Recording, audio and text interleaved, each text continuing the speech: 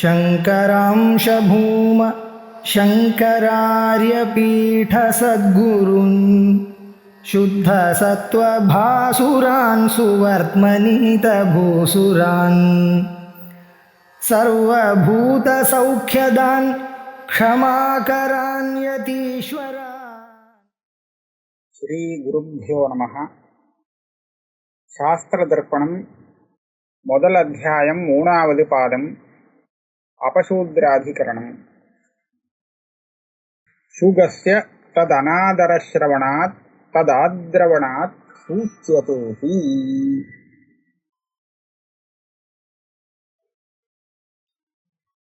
இந்த ரெண்டு அதிகரணங்கள் பிரசங்காத் வந்த விஷயம். இதுக்கு முன்னாடி படிச்ச அதிகரணம் தேவதாதிகரணம். தேவதைகளுக்கெல்லாம் சிரவண மனனம் பண்றதுக்கு, வேதாந்த சிரவணம் பண்றதுக்கு அதிகாரம் உண்டு அப்படின்னு சாதனம் பண்ணக்கூடிய அதிகரணம். இப்ப இந்த அதிகரணம் இருக்கே, இது சூத்ர யோனியில வந்தவனுக்கு வேதாந்த சிரவணம் பண்றதுக்கு அதிகாரம் இருக்கா இல்லையான்னு விசாரித்து இல்லேன்னு சொல்லக்கூடிய அதிகரணமாக இருக்கு. சூத்ரஸ்ய பிரம்ம வித்யா சாதன வேதாந்த வாக்கிய விசாராதிஷு அதிகாரः அஸ்தி நவா. அதாவது சதுர்த்த வர்ணத்துல வந்தவனுக்கு பிரம்மஜானத்துக்கு சாதனமான வேதாந்த வாக்கிய விசாராதிஷு, அதாவது வேதாந்த வாக்கியத்தை சிரவணம் பண்றது, மனனம் பண்றது, நிதித்தியாசனம் பண்றதுன்னு ஆத்மாவாரே திரஷ்டவி ஸ்ரோதவ்யோ மந்தவ்யோ நிதித்தியாசித்தவ்யான்னு சொன்ன அந்த ஸ்ரவணாதி விதிகள்ல அதிகாரம் இருக்கா இல்லையான்னு விசாரம். பிரம்ம வித்யில அதிகாரம் இருக்கா இல்லையான்னு கேட்கல, அந்த விசாரம் இல்லை. பிரம்ம வித்யில அதிகாரம் இருக்குங்கிறது சித்தம். ஆத்மஸ்வரூபத்தை அவன் தெரிஞ்சுட்டான்னா அந்த ஞானத்தால மோட்சம் வரும் அவனுக்குங்கிறதுல ஒன்றும் சந்தேகம் இல்லை. ஆனா அந்த ஞானம் வர்றதுக்கு உபாயமாக வேதபூர்வகமான உபனிஷத் சிரவணம் மனனம் நிதித்தியாசனம் இருக்கு. அதுதான் இப்ப விஷயம். அதுல அவனுக்கு அதிகாரம் இருக்கா இல்லையான்னு இந்த அதிகரணத்துல விசாரிக்கிறார். இந்த சம்சயம் வரத்துக்கு ஒரு காரணம் என்னன்னு கேட்டா அவர் சொல்றார், அத்தியனஸ்ய பிரதான கர்மத்வ சம்ஸ்கார கர்மத்வாபியாம் சம்சயா. அத்தியனம்ங்கிறது சுவாத்தியாயோத்யேதவ்யா அப்படிங்கிற விதியால விதிக்கப்பட்டது. யாருக்கு விதிக்கப்பட்டிருக்கு அப்படின்னு சொன்னா திரைவர்ணிகனுக்கு தான் விதிக்கப்பட்டிருக்கு. 3 வர்ணக்கார ஆளுக்கு அத்தியனம் விதிக்கப்பட்டிருக்கு. அவளுக்கு உபநயனம் சொல்லி அடுத்தபடியா அத்தியனம் விதிக்கப்பட்டிருக்கு. இந்த அத்தியனமானது பிரதான கர்மாவா இல்லை சம்ஸ்கார கர்மாவா அப்படின்னு ஒரு விசாரம். இது ரெண்டுல ஒண்ணு சொல்லணும். இதுவா அதுவான சந்தேகம் வந்ததுனாலே இப்ப சூத்ரனையும் அந்த சிரவணாதிகளுக்கு அதிகாரியாக எடுத்துக்கலாமா கூடாதான்னு சந்தேகம் வரலாம். இப்ப பிரதான கர்மானா என்ன, சம்ஸ்கார கர்மானா என்னன்னு சொன்னாதான் புரியும். சம்ஸ்கார கர்மாங்கிறது எந்த வஸ்துவை நாம மேற்கொண்டு உபயோகப்படுத்த போறோமோ அல்லது எதுக்கு உபயோகம் பண்ணி ஆகிவிட்டதோ அப்பேற்பட்ட வஸ்துவுக்கு சம்ஸ்கார கர்மாங்கிறது விதிக்கப்படும். உதாரணத்துக்கு விரீஹின் புரோக்ஷதி, விரீஹின் அவஹந்தி, இந்த மாதிரி எல்லாம் விரீஹிக்கு சம்ஸ்காரங்கள் சொல்லப்பட்டிருக்கே. இதெல்லாம் எதுக்காகன்னு கேட்டா, இந்த சம்ஸ்காரங்கள் பண்ணின அந்த விரீஹிக்கு தான் மேற்கொண்டு யாகத்திலே உபயோகம், யாகத்துல விநியோகம் இருக்கு. அதே மாதிரி உபநயனம்ங்கிற சம்ஸ்காரம் பண்ணின மாணவக்கனுக்கு தான் மேற்கொண்டு வேதாத்தியனம் பண்றதுக்கு அதிகாரம், அங்க விநியோகம் இருக்கு. ஆக மேற்கொண்டு விநியோகம் பண்றதுக்கு அதுக்காகவே செய்யக்கூடிய சம்ஸ்காரங்கள் இதை உபயோக்ஷமான சம்ஸ்காரம் அப்படின்னு சொல்றது வழக்கம். ஏற்கனவே உபயுக்தம் ஏற்கனவே நிறைய உபயோகப்பட்டது, அதுக்கு சம்ஸ்காரம் பண்றதும் உண்டு. அது உபயுக்த சம்ஸ்காரம்னு சொல்லப்படுறது. அது எப்படின்னா, உதாரணத்துக்கு நம்ம சரீரம் நிறைய வைதிக கர்மாக்கள்ல உபயோகப்பட்டிருக்கு. அப்பேற்பட்ட கர்மாவுக்கு கடைசி காலத்துல அந்த சரீரத்துக்கு தாக சம்ஸ்காரங்கிறது பண்றாலே அந்த சம்ஸ்காரம் அப்பேற்பட்ட சம்ஸ்காரம்.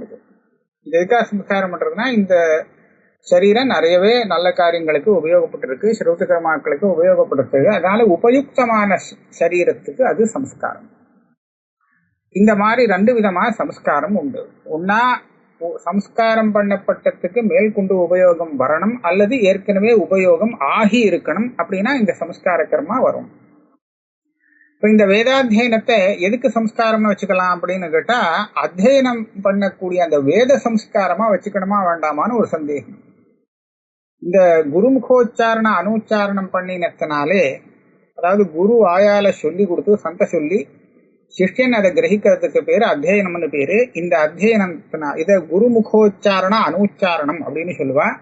இந்த குருமுகோச்சாரண அனுச்சாரணம்ங்கிற இந்த கர்மா இருக்கே, இது அந்த வேதத்துக்கு ஒரு சம்ஸ்காரத்தை ஏற்படுத்துறது அப்படின்னு வச்சுக்கணுமா, அல்லது வேதத்தை பத்தின அத்தியனம் பண்ணினத்தினாலே நேரடியாக இவனுக்கு ஒரு பலம் வருமா அப்படின்னு விசாரம். பிரதான கர்மானா சம்ஸ்கார கர்மாவை விட்டுட்டு பாக்கி எல்லாம் பிரதான கர்மா. அதாவது நேரடியாவே அது பலத்தை கொடுக்கும். சம்ஸ்காரங்கிறது மேற்கொண்டு உபயோகப்படக்கூடிய ஒண்ணுக்கு சம்ஸ்காரமா வரும், அது நேரடியா பலத்தை கொடுக்காது. ஆனா பிரதான கர்மான்னு சொல்றது அது சம்ஸ்காரம் இல்லை, அது நேரடியாவே பலத்தை கொடுக்கக்கூடியது.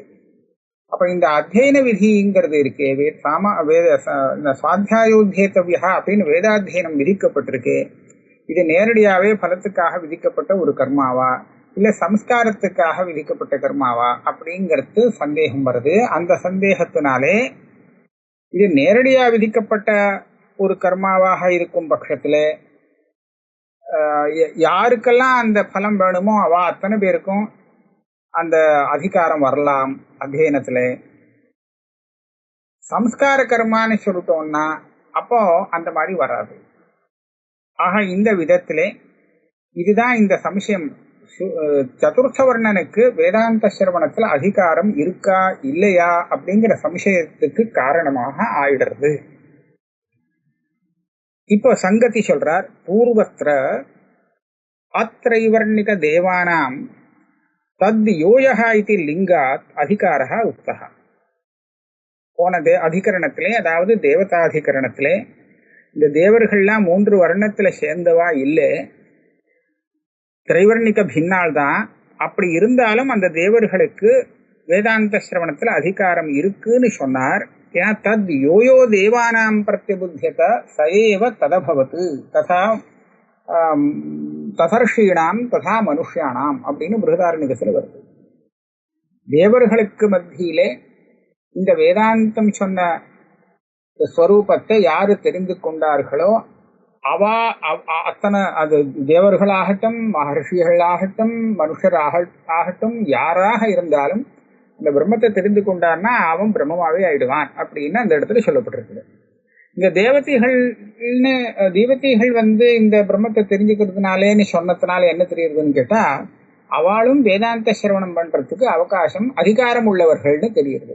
அப்படி இல்லைன்னா வேதாந்த சிரவணத்துக்கு வழியே இல்லாதவாளுக்கு எப்படி இந்த வேதாந்தம் சொல்லிக் கொடுத்த பிரம்மம் தெரிஞ்சுக்க முடியும்? ஆகையாலே இந்த உபதேசத்தை கேட்டு அதை புரிஞ்சுக்கக்கூடிய அதிகாரம் உள்ளவர்களாக தான் தேவர்கள் இருக்கார்கள் அப்படிங்கிறது இதுல இருந்து தெரிகிறது. அதனாலே தேவர்களுக்கு அதிகாரம் இருக்குன்னு சொன்னான். அப்படியானால் தத்வத் வித்யாதிகாரிணா சூத்ர சப்தேன பராமர்சலிங்காத் சூத்ரஸ்ய அப்படி அதிகாரா. அப்படியானால் இந்த சதுர்த்த வர்ணக்காரனுக்கும் இந்த வித்தியில அதிகாரம் இருக்கு அப்படிங்கிறதுக்கு ஒரு லிங்கம் என்னால காண்பிக்க முடியும். அது என்ன இருக்கு அப்படின்னு கேட்டா, சாந்தோக்கியத்துல சம்பர்க்க வித்யான்னு ஒரு வித்தை. சம்பர்க்க வித்தியங்கிறது ஒரு உபாசனம். அது வாயு உபாசனம், பிராண உபாசனம். இந்த உபாசனத்துக்கு ஒரு கதை. என்ன கதைன்னா, அந்த கதையில ரைக்வருங்கிற ஒரு மகர்ஷி ஜானஸ்ருதி அப்படிங்கிற ஒரு ராஜாவுக்கு இந்த சம்பர்க்க வித்தியை உபதேசிக்கிற ஒரு கட்டம் அது. அங்க கதை எப்படி வருதுன்னு கேட்டா, ஜானஸ்ருதி அப்படின்னு ஒரு ராஜா. அந்த ராஜா பெரிய தார்மிகமான ராஜா, நிறைய தர்ம காரியங்கள்லாம் பண்ணிட்டு இருக்கிறா. அவ அப்பாலேருந்தே இப்படி ஆரம்பிச்சு நல்ல தார்மிக காரியங்கள் நடக்கிறது. எங்க பார்த்தாலும் அன்னதானம் இப்படி எல்லாம் நல்லா பண்ணிட்டு இருக்கார். இவர் ஒரு நாளைக்கு வெயில் காலத்துல திறந்த வெளியில மாடியில மொட்டை மாடியில படுத்துட்டு இருக்கார் ராத்திரி வேளையில காத்துக்காக.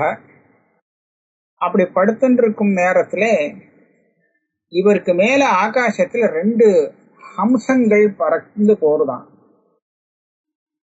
அப்படி போகும்போது முன்னும் பின்னுமா 2 ஹம்சங்கள் போறச்ச இந்த பின்னாடி போகக்கூடிய ஹம்சமானது முன்னாடி போகக்கூடிய ஹம்சத்தை பார்த்து சொல்றது, அடே ஜானஸ்ருதி படுத்துட்டு இருக்கார்.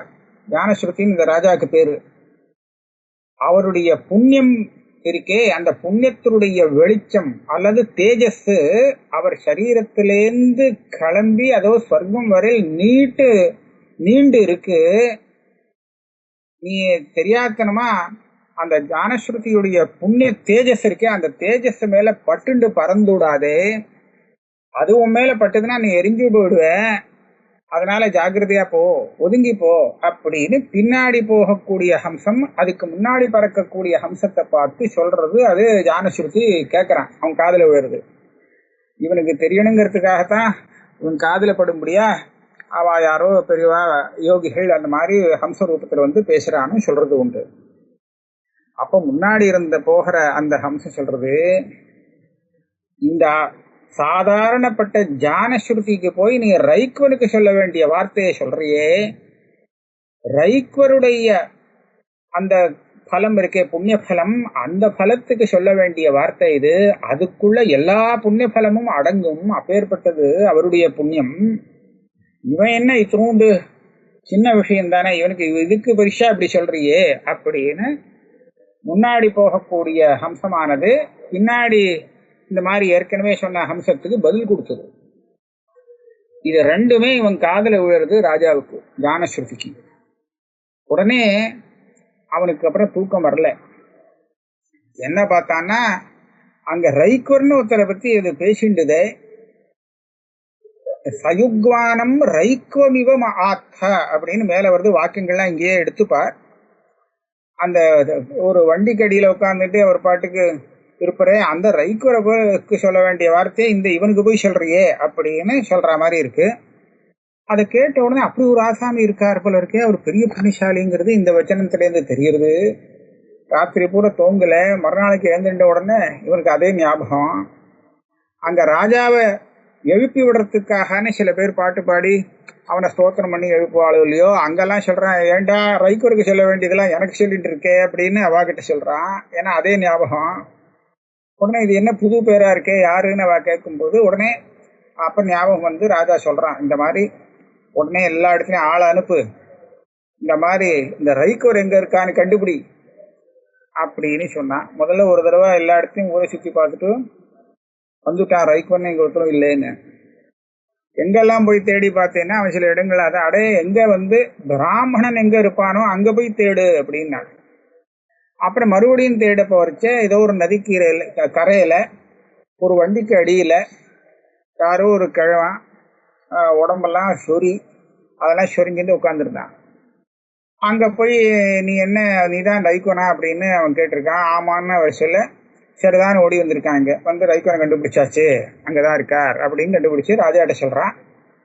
ராஜா உடனே நிறைய பணம் காசு எல்லாத்தையும் எடுத்துட்டு ஒரு வண்டி, மாட்டு வண்டி, அஸ்வத்தரி ரசா, அது குதிரை வண்டி மாதிரி ஒரு வண்டி, இதெல்லாம் எடுத்துட்டு அங்க போறான். அங்க போய் ரைக்வர்கிட்ட சொல்லி இதெல்லாம் எடுத்துட்டு எனக்கு நீங்க உங்க வித்தையை சொல்லி கொடுக்கணும் அப்படின்னு கேட்கிறான். இதெல்லாம் கதை தானே. இப்ப இவர் ரைக்வர் என்ன பதில் சொல்றாரு தெரியுமா? அட சூத்ரா, நீ கொண்டு வந்ததெல்லாம் உங்ககிட்டயே இருக்கட்டும், எனக்கு இதெல்லாம் ஒண்ணும் வேண்டாம் அப்படின்னு முகத்தில் அடிச்ச மாதிரி சொல்லிட்டார். சூத்ரான்னு அங்க சொல்லிட்டார். சூத்ரா இப்படி கொண்டு வந்திருக்கே, இதெல்லாம் வேண்டாம் எனக்கு அப்படின்னு ஒரு தடவை சூத்ரான்னு சொல்லிட்டாரா. அதுக்கப்புறம் இந்த ராஜா என்ன பண்ணினார், திரும்பி இதே மாதிரி இன்னும் கொஞ்சம் சங்கம் எல்லாத்தையும் எடுத்துட்டு தன்னுடைய பெண்ணையும் அழைச்சிட்டு போனார். இப்போ என்ன சொன்னார்னா, இதெல்லாம் உனக்கு தான், என் பெண்ணை உனக்கு கொடுக்குறேன், நீ பெண்ணை கல்யாணம் பண்ணிக்கோ, இந்த இதெல்லாம் வச்சுட்டு என்னை அனுகிரகம் பண்ணு, ரொம்ப சமர்க்க வித்தியை கொடுங்க. இப்போ அவன் என்ன சொல்றான், அந்த ரைக்வர் என்ன சொல்றாருன்னா, அஹ ஹாரேத்வா சூத்ர, இங்கேயும் ஒரு சூத்ர தான். அடே சூத்ரா, நீ இப்போ என்னை பேச வச்சுட்டே, உனக்கு நான் சொல்லித்தரேன், கொண்டா எல்லாத்தையும் கொண்டான்னு வாங்கிட்டார். அப்புறம் சம்பர்க்க வித்தியை உபதேசம் பண்ணார்னு கதை வருது. இப்போ என்ன இங்க இந்த கதையில சூத்ரன்னு அந்த ராஜாவை பார்த்து அவர் 2 தடவை பேசிட்டார். அப்ப அதுலேருந்து அவர் சூத்ரன்னு தெரியறதோ இல்லையோ, அப்படி சூத்ரனா இருக்கிறவனுக்கு அவர் சம்பர்க்க வித்தியை உபதேசம் பண்ணியிருக்கார். சம்பர்க்க வித்தியை எதுல வருது? வேதாந்தத்துல வருது, உபனிஷத்துல வருது. அப்ப உபனிஷத்துல சொன்ன வித்தியை அந்த ரைக்வர் அந்த சூத்ரன்னு சொல்லப்பட்ட அந்த ராஜாவுக்கு உபதேசம் பண்றாருங்கிறதுல இருந்தே நமக்கு தெரியலையா, அந்த சூத்ர வர்ணத்துல பிறந்தவனுக்கும் உபனிஷத்துல சொல்லப்பட்ட வித்தியைகள்ல அதிகாரம் இருக்கு அப்படின்னு தெரியறதோ இல்லையோ. ஆகையாலே இந்த கதையை வச்சுண்டு இதுல இருந்து நமக்கு தெரியறத நாம இங்க வச்சுக்கலாம். சூத்ரனுக்கும் வேதாந்த சிரவணத்துல அதிகாரம் இருக்கு அப்படின்னு பூர்வபக்ஷம் வருது. இதுதான் இங்க கதை. அங்க தேவதைகளுக்கு எப்படி வேதாந்த சிரவணத்துல அதிகாரம் உண்டோ அதே மாதிரி சதுர்த்த வர்ணக்காரனுக்கும் உண்டு. தத்வத் வித்யாதிகாரிணா சூத்ர சப்தேன பராமர்சலிங்காத் சூத்ரஸ்யாப்யதிகாரா, அவனுக்கும் அதிகாரம் இருக்கு. ஸ்ரூயத்தேஹின்னு சொன்னார். அது ஸ்ருதியில எங்க இருக்குன்னு ஆரம்பிக்கிறார். அஹஹாரே த்வா சூத்ர தவைவ சககோபிரஸ்து இது ரைக்கருக்கு இது முதல்ல சொல்லக்கூடிய வார்த்தை. நீ இதெல்லாம் கொண்டு வந்திருக்கே, மாடுகடெல்லாம் இதெல்லாம் உங்ககிட்டே இருக்கட்டும், எனக்கு வேண்டாம் அப்படின்னா. நச்ச பிரம்ம வித்யாயாம் அலௌகிகமஸ்தி சாதனம் சூத்ரஸ்ய நஸ்யாத். இன்னொன்னு, சூத்ரனாலே ஏன் இந்த வேதத்தை அத்தியனம் பண்ண முடியாது? வேதத்தை அத்தியனம் பண்ணல, சிரவணம் ஏன் பண்ண முடியாது? அவன் வேதத்துல சொல்லப்பட்ட ஸ்ரௌத கர்மாவை அனுஷ்டானம் பண்ண முடியாது அதுன்னு சொன்னா அது நியாயம். ஏன்னு கேட்டா, ஸ்ரௌத கர்மாவை அனுஷ்டானம் பண்றதுக்கு அவன் ஆஹிதாக்னியா இருக்கணும், அவங்ககிட்ட அக்னி இருக்கணும். அக்னியாதானம் பண்ணணும்னா அது யாருக்கு விதிக்கப்பட்டதோ அவனால் தான் பண்ண முடியும். அதை விதிக்கக்கூடிய வாக்கியத்திலே பிராமணா க்ஷத்ரியா வைஷ்யான்னு சொல்லியிருக்கு.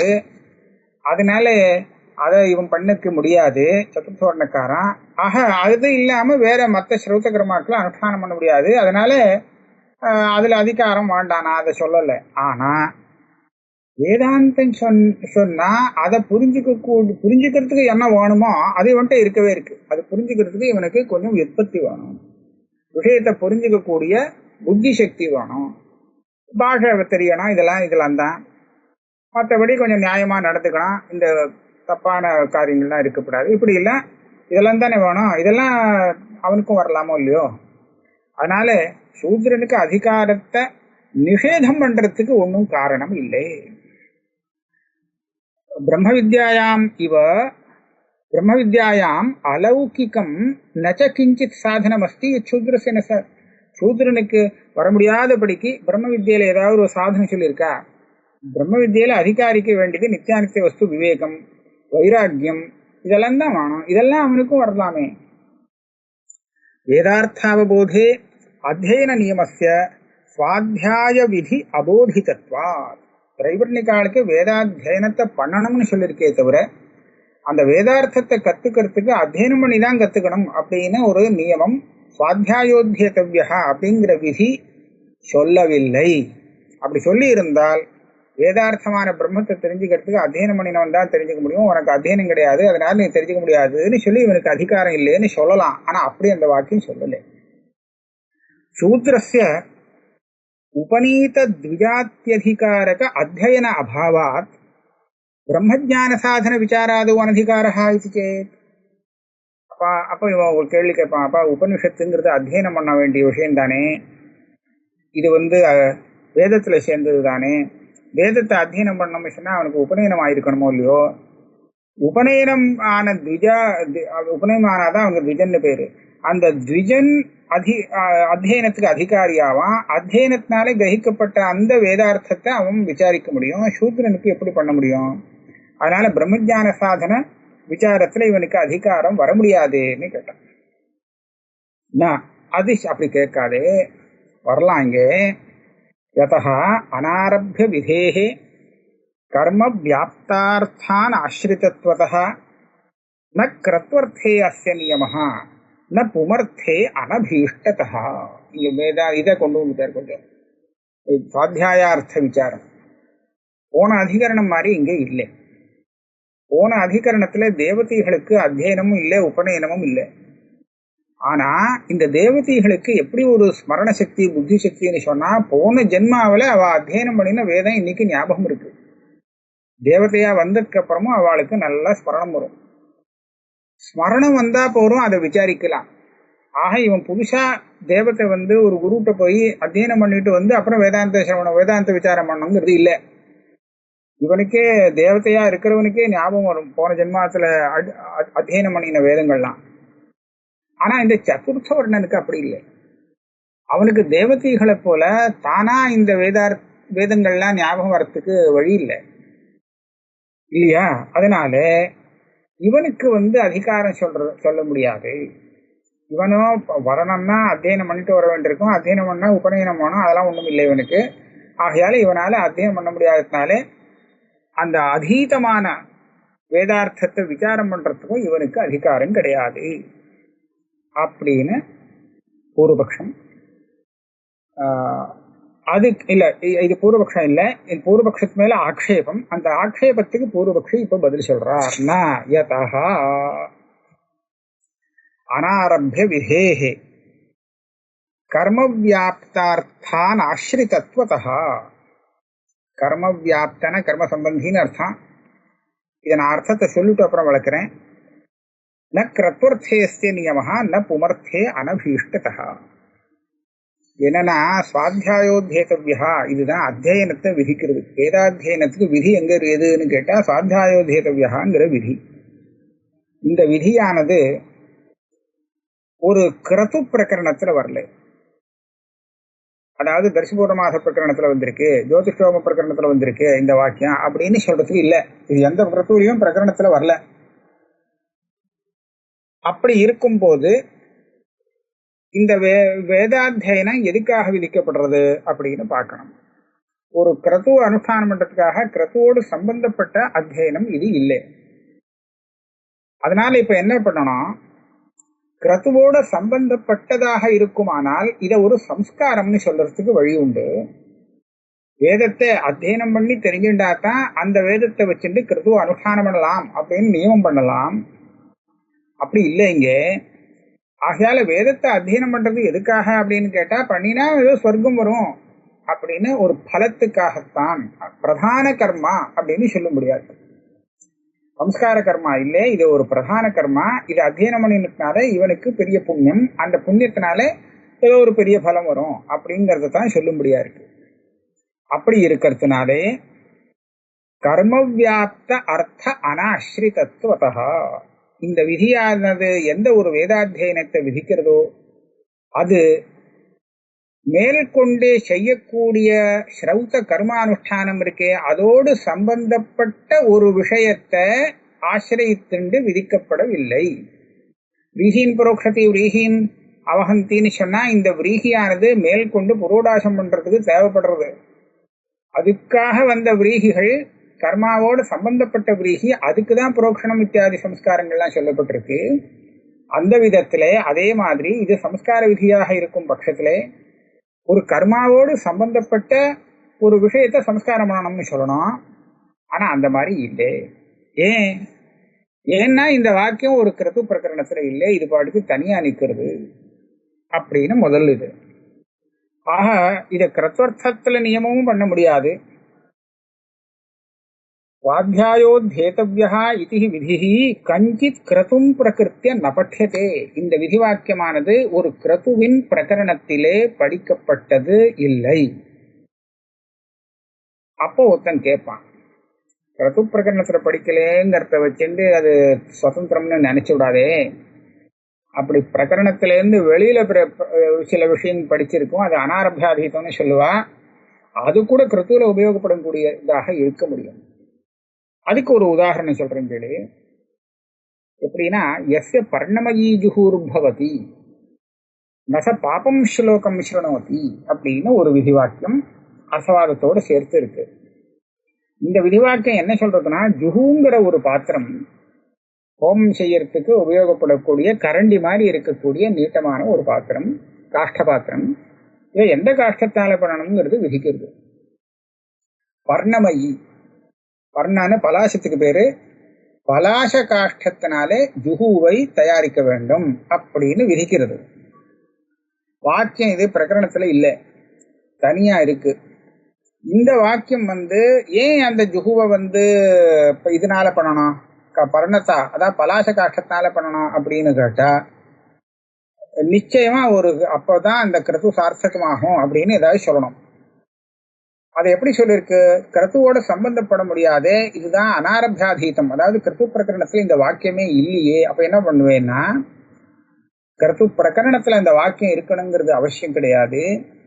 ஆனா அந்த ஜுகுவானது எந்த ஜுகுவுக்கு பர்ண காஷ்டத்தை விதிக்கிறதோ அந்த ஜுகுவானது கிருத்துவோடு சம்பந்தப்பட்ட ஒரு விஷயம். ஏன்னா ஜுகுவுக்கு லௌகிகமான விவகாரத்தில் உபயோகம் கிடையாது, அந்த கிருத்துவில மாத்திரம்தான் உபயோகம் இருக்கு. ஆக அந்த யாகத்தோடு சம்பந்தப்பட்ட ஜுகுவை உத்தேசித்து பர்ணத்தைய விதிக்கக்கூடிய இந்த வாக்கியமானது ஒரு பிரகரணத்துல இல்லாவிட்டாலும் கூட அதனால சம்ஸ்காரமாக கூடிய அந்த ஜுகுவானது கிருத்துவோட சம்பந்தப்பட்டு இருக்கிறதுனாலே அது பிரகிருத்தியான யாக பிரகரணத்தை இதை கொண்டு சேர்த்துட வேண்டியது. அதாவது இது அங்க பிரகிருத்தியில ஜுகுவுக்கு பர்ணத்தாவை விதிக்கிறது அப்படின்னு கொண்டு போயிருக்கான். இது எதுக்கா இங்க சொல்றேன்னு கேட்டா, இப்ப நீ சொன்ன சுவாத்தியாயோத்தியவியாங்கிற அத்தியன விதி கூட ஒரு கிருத்து பிரகரணத்துல இல்லை. ஆனாலும் தனியாக படிச்சிருந்தாலும் அது எதை சம்ஸ்காரம் பண்ண சொல்றது, எதை உத்தேசித்து விதிக்கிறதோ அத்தியனத்தை விதிச்சிருக்கோ அந்த சுவாத்தியாயங்கிற வேதமானது கிருத்துவில உபயோகம் படும். எப்படி ஜுகு கிருத்துவில சம்பந்தப்பட்டு இருக்கிறதுனாலே ஜுகுவை உத்தேசித்து பர்ணத்தாவை விதானம் பண்ணக்கூடிய வாக்கியம் ஒரு கிருத்து பிரகரணத்துல இல்லாவிட்டாலும் கிருத்துவோட சம்பந்தப்பட்ட விஷயம்னு ஆயிடுறதோ, அதே மாதிரி சுவாத்தியாயோத்தியவியாங்கிற இந்த அத்தியன விதி வாக்கியம் கூட நேரடியா ஒரு கிருத்து பிரகரணத்துல இல்லாவிட்டாலும் அதுல சம்ஸ்காரியமாக இருக்கக்கூடிய அந்த சுவாத்தியாயம்னு சொல்லக்கூடிய வேதமானது கிருத்துவோட சம்பந்தப்பட்டு இருக்கிறதுனால இதுவும் அதுல போய் சேர்ந்து விடலாமே, இது எப்படி நீ சுதந்திரம்னு சொல்ல முடியும் அப்படின்னு ஒரு ஆக்ஷேபம் வரும். அந்த ஆக்ஷேபத்துக்கு பூர்வபக்ஷி பதில் சொல்றான். நச்ச ஸ்வாத்தியாய கேனச்சித் கிருத்துனா ஜுஹூவத் நியத சம்பந்தா யதஹ தேன உபஸ்தாபிதே கிருதௌ அத்யயனம் வாக்கியேன கிருது சம்பந்தம் அனுபவேத். ஜுஹுக்கும் இந்த சுவாத்தியாயத்துக்கும் வித்தியாசம் இருக்குப்பா. இந்த ஜுஹுவானது அந்த கிருத்துவை விட்டா வேற எங்கேயும் அதுக்கு வேலை இல்லை, உபயோகம் இல்லை. ஆனால் இந்த அத்தியனம் சுவாத்தியாயம் இருக்கே வேதம், இதுக்கு கிருத்து பின்ன ஸ்தலத்திலையும் உபயோகம் இருக்கு. கிருத்துவல உபயோகம் இல்லைன்னு நான் சொல்லலை, கிருத்துவில இருக்கிற மாதிரி கிருத்துவை தவிர்த்து வெளியிலையும் இந்த அத்தியனத்துக்கு உபகாரம் இருக்கு, அத உபயோகம் இருக்கு. அப்போ இது நியத்தமாக கிருத்துவோடு சம்பந்தப்பட்டு தான் இருக்கும் அப்படின்னு சொல்ல முடியாது, ஜுஹோ போல சொல்ல முடியாது. அதனுடைய சம்பந்தம் கிருத்துவ சம்பந்தம் இல்லாமல் கூட வேற விதத்துல சுவாத்தியாய சம்பந்தம் இருக்கு. அப்போ இது அனாரபியாதீதமான இந்த வாக்கியத்தை நம்ம ஒரு கிருத்து பிரகடனத்தோட சம்பந்தப்படுத்த முடியாது. அப்படியானால் சம்ஸ்காரம் பண்றது வேஸ்ட்டுங்கிறதுனால இதை ஏதோ ஒரு பெரிய பலத்துக்காக விதிக்கப்பட்ட அத்தியனங்கிற கர்மா அப்படின்னு தான் நீ சொல்லி ஆகணும். மச்சஸ்வாத்தியாய கேனச்சித் கிருத்துனா ஜஹூவத் நியத சம்பந்தா யதஹ தேன உபஸ்தாபிதே கிருத்து அத்தியனம் வாக்கியேன கிருத்து சம்பந்தம் அனுபவே. கிருத்து சம்பந்தம்னா கிருத்துவுக்கு அங்கம், அந்த கிருத்துவுக்கு அங்கமான சுவாத்தியாயத்தை சம்ஸ்காரம் பண்ணக்கூடியதாக இருக்கிறதுனாலே இந்த அத்தியனம் கிருத்தோங்கம் அப்படின்னு சொல்றதுக்கு இங்கே வழி இல்லை.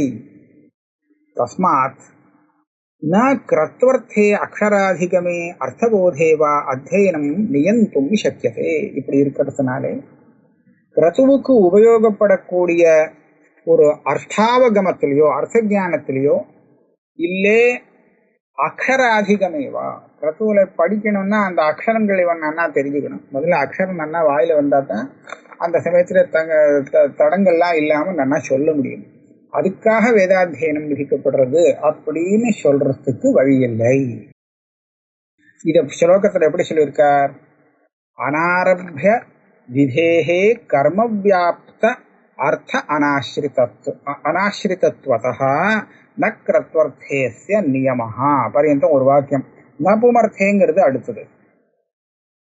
இந்த வாக்கியமானது சுவாத்தியாயோத்தியேதவ்யங்கிற விதி வாக்கியமானது ஒரு கிருத்து பிரகரணத்திலே படிக்காதபடியாலே இது அனாரம்பிய விதி. இது அனாரம்பிய விதியாக இருந்தாலும் கூட கர்மவியாப்த அர்த்தம், கர்மாவோடு நியதமான சம்பந்தம் கொண்ட ஒரு விஷயத்தோடு சம்பந்தப்பட்டு இருந்தால், ஜுகுவை போல ஒரு விஷயத்தோடு சம்பந்தப்பட்டு இருக்குமானால், அதை ஆசிரித்து கொண்டு இருக்குமானால் இது கிரத்துவில் போய் சேர்ந்துக்கும். ஆனா அதுவும் இல்லை. இங்கே கர்மவியாப்த அர்த்த அனாஸ்ரிதத்வதா இந்த வேதங்கிறது தான் இங்க இருக்கு. அது கர்ம வியாப்தம்னு சொல்ல முடியாது, கர்மாலையும் உபயோகப்படும் வெளியிலையும் உபயோகப்படும், அந்த மாதிரி இருக்கு. ஆகையாலே கர்ம வியாபியமான ஒரு கிரது வியாபியமான ஒரு அர்த்தத்தோடு சம்பந்தப்பட்டதாக இது இல்லை. ஆகையாலே இந்த அத்தியனத்தை நியமம் பண்றதுன்னு சொன்னால், இந்த அத்தியன நியமமானது ந கிரத்வர்த்தே அஸ்ய நியமஹா, கிரத்துவுக்கு உபயோகப்படக்கூடியதாக இருக்க முடியாது. சரி, இப்படி சொல்லிட்டேன்னா புருஷார்த்தமா ஏதாவது பண்ணலாமேன்னு சொன்னா, நாபி புருஷார்த்தே புருஷேச்சாதீன பிரவருத்திரிஹி புருஷார்த்தா நச ஸ்வாத்தியாயாவாப்திஹி ததர்த்தாதிகமோ வா விதிம் வினா புருஷேச்சாதீன பிரவருத்திஹி பிரவருத்தி விஷயஸ்ய இஷ்டசாதனத்வேன இஷ்டத்வேன வா அனதிகதத்வா தஸ்மாத் ந புருஷார்த்தே அத்தியனம் நியந்தும் சக்கியம். புருஷார்த்தத்திற்கு ஒரு நியமமா வச்சுக்கலாமேன்னு சொன்னா அதுவும் பண்ண முடியாது. ஏன் பண்ண முடியாது அப்படின்னு கேட்டா, நாபி புருஷார்த்தே, புருஷார்த்தம்னா என்னன்னு முதல்ல புரிஞ்சுக்கோ. என்ன?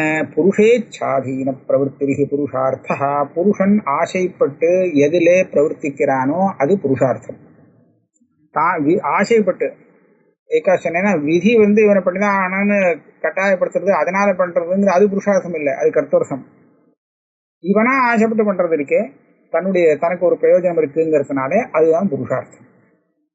இப்போ சுவாத்தியாயோத்தியேதவ்யா அப்படிங்கிற இடத்துல அந்த சுவாத்தியாயம்னு சொல்லக்கூடிய வேதத்தை இவன் அடையிறான் அத்தியனத்தினால, அதுவோ அல்லது வேதத்தினுடைய அர்த்தத்தை தெரிந்து கொள்வதோ, இதுக்காக அத்தியனத்துல ஒருத்தன் தானா பிரவர்த்திப்பனா? என்ன அவன் கேட்பானே, வேதத்தை அத்தியனம் பண்ணி என்ன பிரயோஜனம், அது எதுக்காக எனக்கு தேவையா அப்படின்னு யோசனை பண்ணுவான். அதனாலதான் நிறைய பேர் படிக்க வரமாட்டேங்கிறான். அது மாத்திரம் இல்லை, வேதாத்தியனத்தினுடைய அர்த்தம், வேதத்தினுடைய அர்த்தத்தை நான் தெரிஞ்சுட்டு என்ன பண்ண போறேன் அப்படிங்கிறது இன்னும் ஒண்ணு. அதனால ஒரு விதி அப்பா இந்த பண்ணித்தான் ஆகணும், இதனால இந்த லாபம் இருக்கு, வேதார்த்தம் இவ்வளவு பெரிய வசதியான விஷயம், அது உனக்கு ரொம்ப உபயோகப்படக்கூடியது அப்படின்னு சொல்லி கொடுக்காத பரியந்தம் தானாக வேதாத்தியனத்துல பிரவருத்தி வரப்போறதில்லை. அதனால இத புருஷார்த்தம்னு சொல்றதுக்கு இல்லை, புருஷார்த்தமாக இதை நியமிக்கிறதுன்னு சொல்றதுக்கு வழி இல்லை. நச்ச ஸ்வாத்தியாயாவாப்திஹி ததர்த்தாதிகமோ வா விதிம் வினா புருஷேச்சாதீன பிரவருத்திஹி பிரவருத்தி விஷயஸ்ய. ஏன் இவனுக்கு தெரியாதுன்னா, இவனுக்கு தெரியாது இந்த பிரவருத்திக்கு விஷயமான இந்த வேதாத்தியனமானது அது ஒரு இஷ்ட சாதனம்னோ இல்லை அது ஒரு இஷ்டம்னோ இவனுக்கு தெரியவே தெரியாது. தெரியாத சமயத்தில் இவனா எப்படி பிரவர்த்திக்க முடியும்? இஷ்டத்வேனவா அனதிகதத்வா தஸ்மாத் ந புருஷார்த்தே அத்தியனம் நியந்தும் சக்கியம். முன்னாடி சொன்னது கிரதுவுக்கு உபயோகமாகவும் அத்தியன நியமம் பண்றதுக்கு இல்லை, புருஷார்த்தமாகவும் இந்த அத்தியன நியமம் பண்றதுக்கு இல்லைன்னு இப்போ ஆயிடுச்சு. அப்ப என்ன பண்றது? தஸ்மாத் விதி விபரிணாமேன அத்தியனேன அதிருஷ்டம் பலம் கல்பியம். ஆக அத்தியனம் பண்ணினா ஏதோ அதிருஷ்ட பலம், விசேஷமான பலம். அந்த அத்தியனம் பண்றதுக்கு பிரயோஜனம் ஸ்வர்காதிகள்னு சொல்லணும். இந்த ஜென்மத்தில் வரும்னு சொல்லி ஏதோ ஒரு பிரயோஜனம், அதிருஷ்டமான பிரயோஜனம் இருக்கு அப்படின்னு சொல்ல வேண்டியதாக இருக்கும். அப்ப இதுதான் பிரதான கர்மான்னு சொல்றோம். அத்தः அத்தியன விதேஹே அநியாமகத்வா, இந்த அத்தியன விதி இவன் தான் பண்ணணும் அவன் தான் பண்ணணும். சம்ஸ்கார கர்மாவா இருந்தா அப்ப அதிகாரி எல்லாம் நியத்தமாயிட்டான். இப்ப அப்படி சொல்லலை. இதை வச்சுட்டு ஒண்ணு சூத்ரனுக்கு அதிகாரம் இல்லைன்னு சொல்றதுக்கு வழி இல்லை. அதனால சூத்ரன் வேதார்த்த விசாரம் பண்ணணும்னு சொன்னா அவனுக்கு வேதம் தெரியணுமே. எப்படி தெரியும்னு கேட்டா, சூத்ரஸ்ய அத்தியனேனவா புஸ்தகாதி பாடேனவா வேதார்த்த அதிகம சித்தே. அவனுக்கு வேதம் தெரியணும், அவ்வளவுதானே. அப்பதான் விசாரம் பண்ண முடியும். அவனும் போய் அத்தியனம் பண்ணிட்டு வந்துட்டோமே. அதனால அத்தியனம் பண்ணியாவது அவன் வேதத்தை கிரகிச்சுக்கலாம். அல்லது யாரும் சொல்லிக் கொடுக்க மாட்டேன்னு சொன்னா புஸ்தகாதி பாடேனவா, இவனே வேத புஸ்தகம் எடுத்துட்டு படிச்சுட்டு வரட்டும். அப்படி வந்தால் வேதார்த்தாதிகம சித்தேஹி, அப்போ அவனுக்கு அந்த வேதார்த்தம் புரியும். அப்போ அவனுக்கு ஒரு சாமர்த்தியம் இருக்கு, பிரம்மத்தை தெரிஞ்சுக்கிறதுக்கு உண்டான சாமர்த்தியம் இருக்குன்னு ஆகும். அதனால சோபி பிரம்ம வித்யாயாம் அதிக்கிரியதே, அந்த சத்துருசவர்ணக்காரனுக்கும் பிரம்ம வித்யிலே அதிகாரம் இருக்கு. அதாவது சிரவணம் மனனம் நிதித்தியாசனங்கள்லாம் பண்றதுக்கு அதிகாரம் இருக்கு அப்படின்னு பூர்வபக்ஷம். இன்னும் கூட பூர்வபக்ஷம் கொஞ்சம் பாக்கி இருக்கு. இதை நாம அடுத்த கிளாஸ்ல பார்ப்போம்.